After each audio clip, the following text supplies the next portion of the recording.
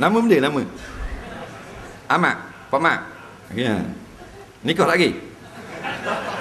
Apa suka? Kak molek masuk CD ni. Suka tak dah?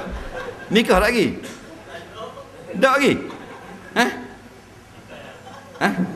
Nikah dah? Seorang? Dua? Bini lari.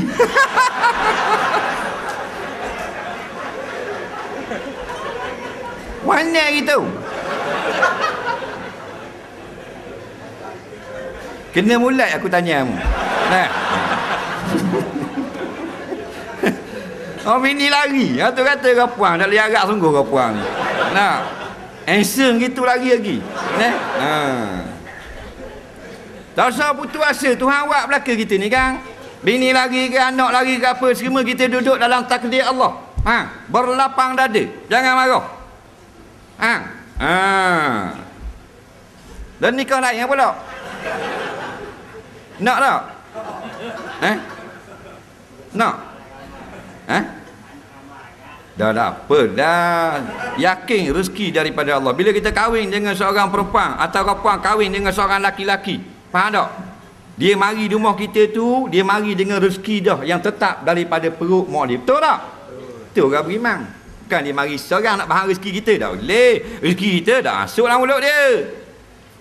Dia mari dengan rezeki dia tu. Mari dengan kiramah katibin suku. Mari dengan malaikat rahmat suku. Mari dengan malaikat yang beri rezeki. Suku dah mari duduk rumah kita.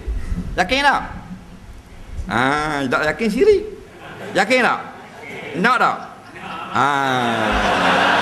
Apa tu? Baru kemah.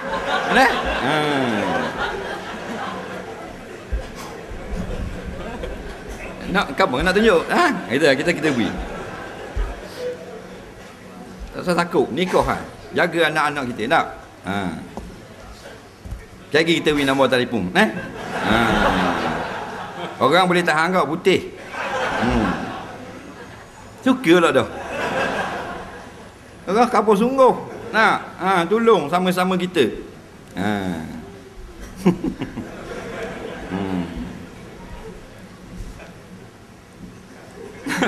Ingat kita gurau sungguh ni. Kita nak wiak Kuala Lumpur boleh? Pak Mat? Orang Kuala Lumpur. Abi, nak? Suka pula dah. Abi Yus. Jangan marah dah. Siapa suruh duduk depan.